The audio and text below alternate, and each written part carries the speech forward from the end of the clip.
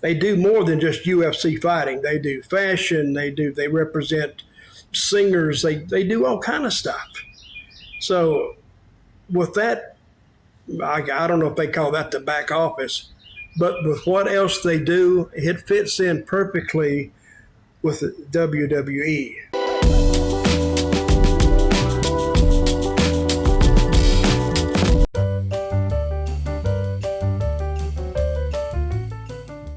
Hello, hello, hello. It is me, your True Hill Phenom SP3. We are back at it again. A special edition of Smack Talk coming off the heels of the grandest stage of them all, WrestleMania. And what a weekend it was for WWE. Not only WrestleMania 39, but a huge, one of the biggest news stories in wrestling of the year, of the decade. Of course, I am here.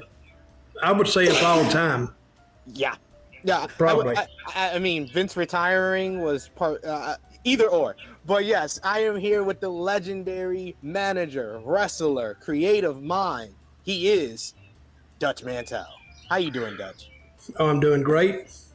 And let's just start this off by talking about WrestleMania as the event.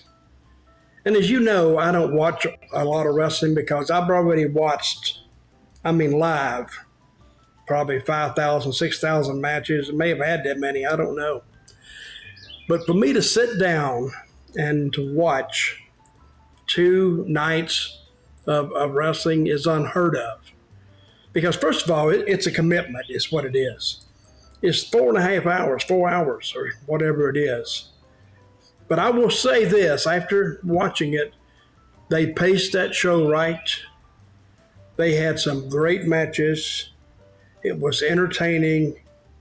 And they held my attention for 4 hours, which is unheard of. And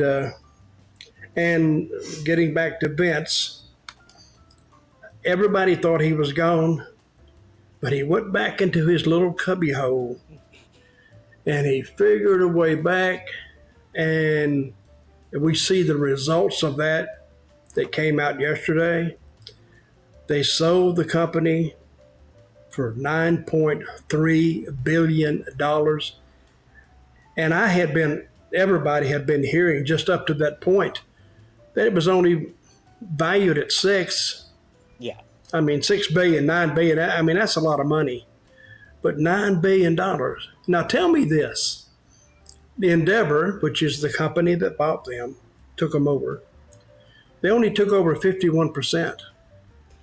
Yes. How in the hell can you sell a company only 51% for $9 billion and retain 49%? That's a damn pretty good little stroke there.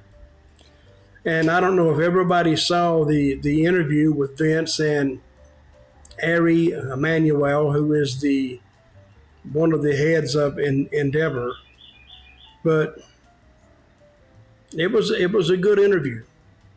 Well, let's lay it out for the people watching, because if they haven't been aware, it's the big news story of the week. Before we even get into WrestleMania, the day after WrestleMania 39 Night 2, Monday morning, April 3rd, it was announced that the WWE sale, the thing that has been talked about for the past couple of months, it has finally went through, as Endeavor announced that they were purchasing WWE and announced a formal merger between the WWE and the UFC to form a $21+ billion global live events and entertainment company. Like Dutch said, the newly publicly listed company is to be 51% owned by Endeavor, 49% owned by existing WWE shareholders. In their press release, it says Endeavor Group Holdings and World Wrestling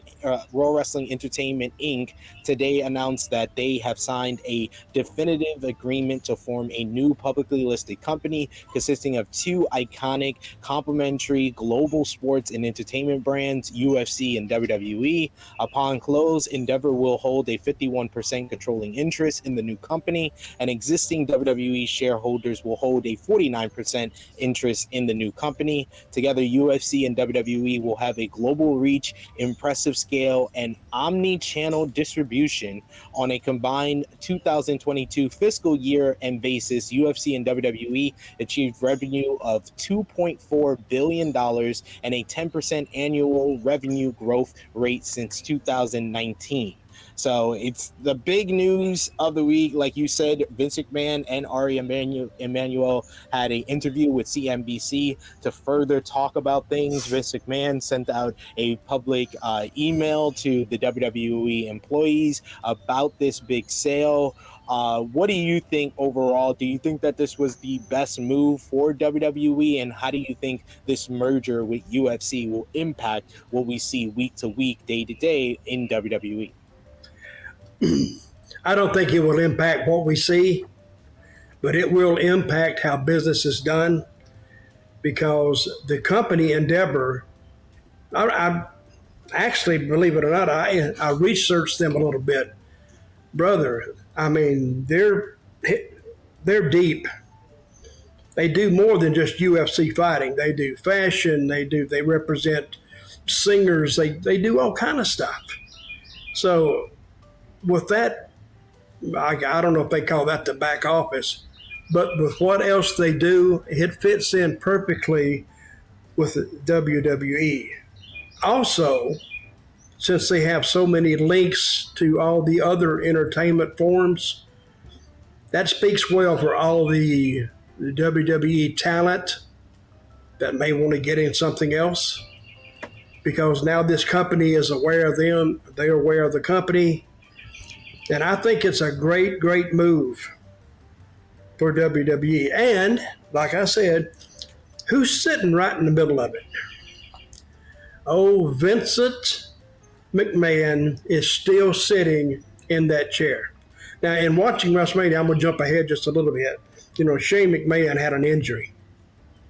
So, and when I saw him come out, I'm sitting there, of course, I didn't know he was there. Nothing came out that said he was there. And when I saw him, I went, okay, something's up now. Because he appears out of nowhere, and he's doing his stuff down the ring, and then he blows his knee out, which is embarrassing. And kudos to Snoop Dogg and The Miz, because they covered it up. Yeah. But did you see you see the footage of them helping Shane into the back? It was I really felt sorry for him, really. But I noticed when he looked blown up when he was going to the ring. No kidding.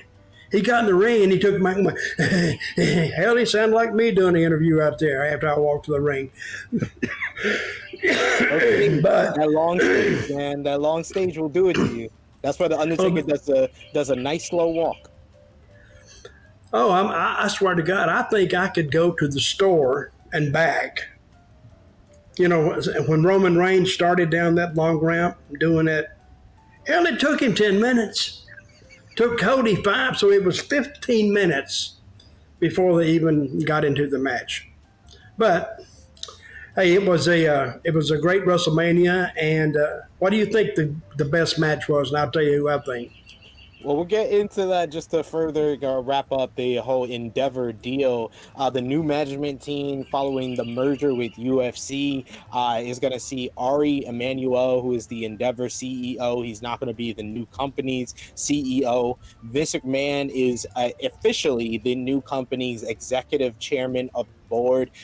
It was before WrestleMania. He signed a 2-year contract that with the and the filing was made with the SEC under the WWE that would make him an employee with WWE for 2 years max under this new contract that he has. Mark Shapiro, who is Endeavor's COO, will be the COO and president of the new company.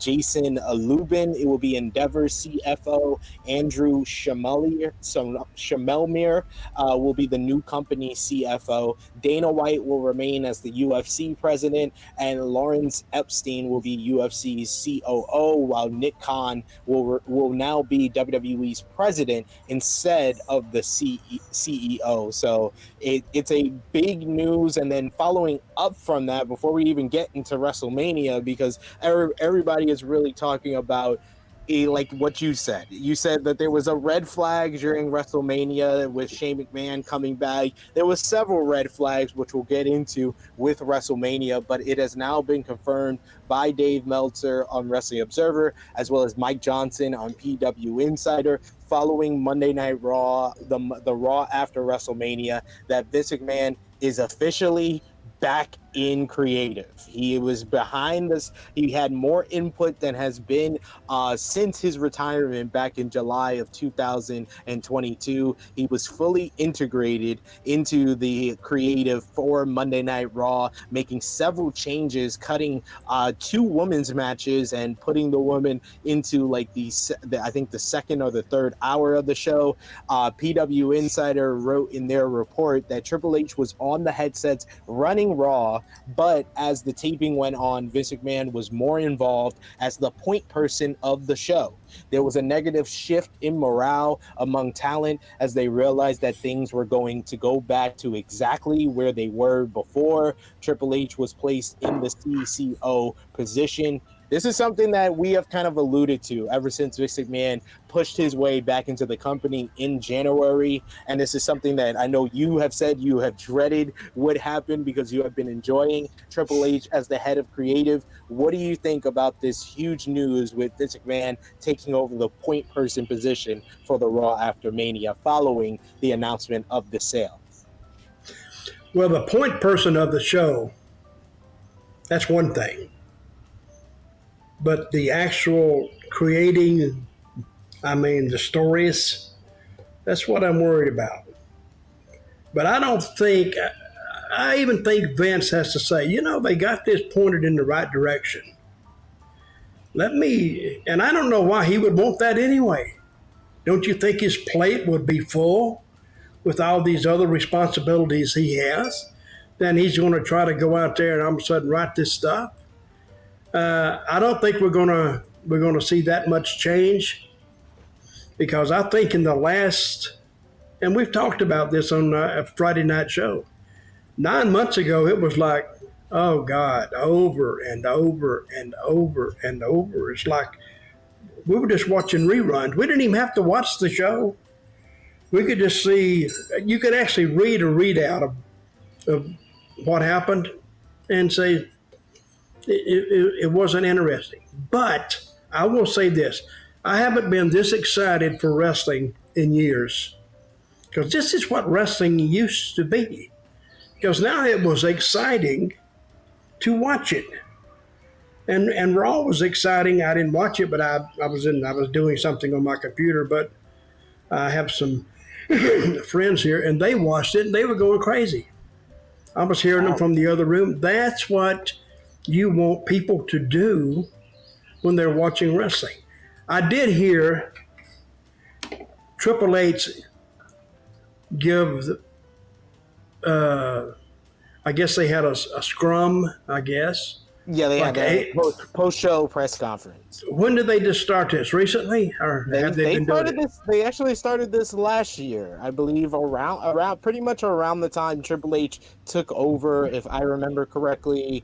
I know the Survivor Series show had the post-media scrum, so it's something since, at the very least, since Survivor Series they've been doing. But anyway, the point I was getting to was he described wrestling is what I always thought it would be. Because when I was in Puerto Rico, I employed the same thing that he talked about. The story is never finished. Because I never wrapped up a story. And apparently he's not going to wrap up a story. And the reason I came to that conclusion in the first place is wrestling fans don't forget.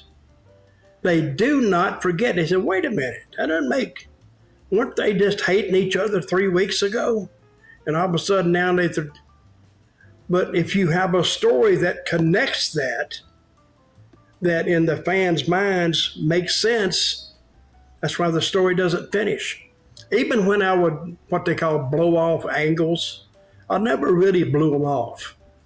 I blew them off in a way that it looked like it was gone, but yet always the opportunity existed for me to bring it back, and I'd bring it back in 2 or 3 weeks, because why throw away a setup, a matchup that was profitable? You need to go back to it, give it a little break, and then come back to it. But that was the first time that I've ever heard anybody in power in a booking position say the story is never finished, because I've always believed that. But this whole setup with the WWE is, I think it's one of the biggest things that's happened to wrestling since it started with this merger. And we'll see where it goes. But and you talk about morale being bad. I think that WWE talent, they need to look at that check and say, well, I don't feel really comfortable, but this makes me feel a lot better. It ain't that bad. It ain't that no, bad. It ain't that damn bad. You look at a check for like 40 grand or whatever they're making. I mean, come on. And people that still talk about the morale was down, well, asked about Sami Zayn. Was his morale down? Or Kevin Owens, or the Usos, or Romans, or Cody's? I don't get that. What has morale really got to? And I can see morale when it's down. But now they're up. So I would highly encourage those WWE guys to keep that morale under wraps and act happy as a lark when you walk in that dressing room, chipping you, let's go. What are we doing today? And see, they haven't been in places where the morale is really bad. Like in the old territory days, when you're starving down your, well, you weren't starving to death, but you weren't making any money. That's when morale is bad. I've seen some guys' morale's bad. One guy was making a trip, and guess what? He just passed the town and kept going. He went home. Now that's when morale is bad. So, I just think they thought that they were in a new world with Triple H in charge, and they realized that stuff is going to possibly going back to being the same. But I don't think so.